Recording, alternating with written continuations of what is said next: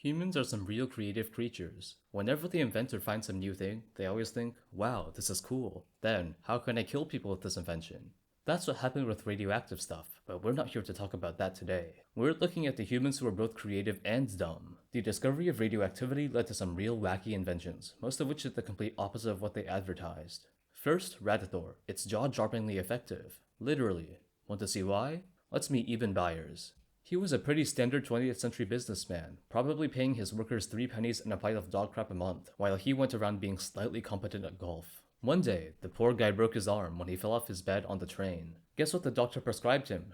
Radithor, the water infused with radium and thorium, both radioactive elements. Sound tasty? Evidently, Byers thought it was, as he took multiple doses of it every day, at least until he started feeling funny. Yeah, I think something's wrong. Oop, there goes his jaw. Yeah, before his death, he was suffering from a condition known as radium jaw, caused by, you guessed it, long-term exposure to radium. Pretty common back in the day, especially among those girls who used to paint watches with radium paint. That's not the only example of scammers and simply stupid people who try to sell radioactive water, by the way. Look at this so-called ionic charger invented by some guy named Gable. To produce irradiated water, one would filter water through the pipe right there, and supposedly it was safe because the radiation was from radon, not the metallic element. Maybe that's why, even today, people still filter radon, but to remove it from their basements, not to drink.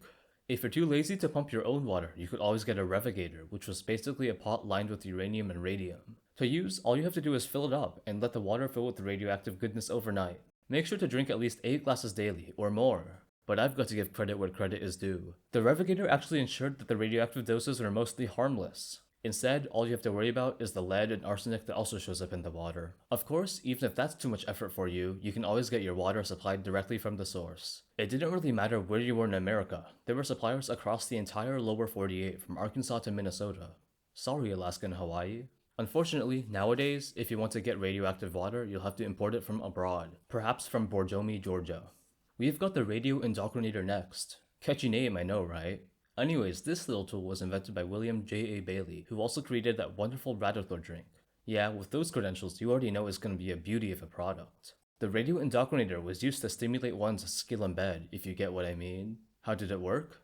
Well, you would put some radium-infused paper sheets inside this little pouch over here, and strap the box right over your nether regions. Why is it bad, you might ask? Well, to answer that, we have to talk about how radiation is actually used to treat people. Big simplification, but when people undergo chemotherapy, they hit cells with radiation, and because cancer cells divide quickly, the radiation kills more of them. But anyways, when you point radioactive stuff at your nether regions, you're hitting the spot where some very important cells are dividing really quickly. So much for helping your skill in bed, right? If it's any consolation, the inventor did die of bladder cancer, which after some inspection was due to rampant irradiation. That's some karma right there. You've heard of the bad effects of smoking. You've heard of the horrors of radiation poisoning. How about we combine them now for a double whammy of death? Come see the Lifestone cigarette holder. Its use is very simple. Take your disgusting cigarette and stick it in the equally disgusting radioactive holder. You've now got the abomination that is a radioactive cigarette. And you know what's funny? This manufacturer claimed that the radiation would remove any ill effects from the nicotine and tar and protect users from lung cancer, promise them beautiful faces, and excellent health. Yeah, right, we know where the radiation's going, straight into the trachea with all the rest of those yummy carcinogens. Fortunately, nicotine's just for adults. The children won't be getting any.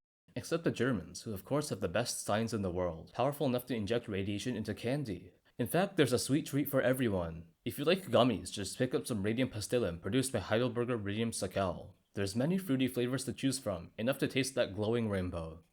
Or is that the radiation? Don't like gummies? Just head next door to pick up some radium chocolate, made fresh with cocoa beans marinated in a nice dose of radiation. Rejuvenating, isn't it? If you're really not into sweet treats, you can always head to the German bakery, where they sell bread baked with the finest radioactive water.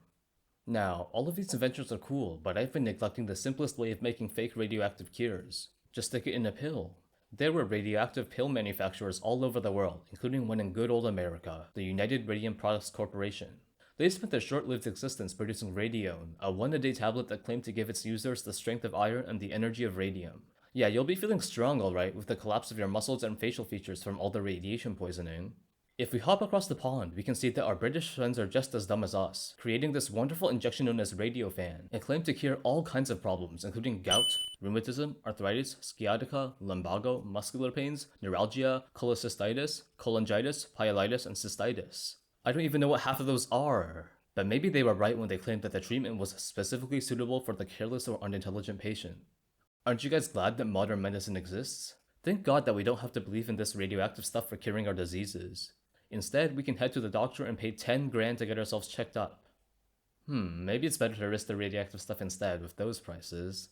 See you all next time, whenever that is.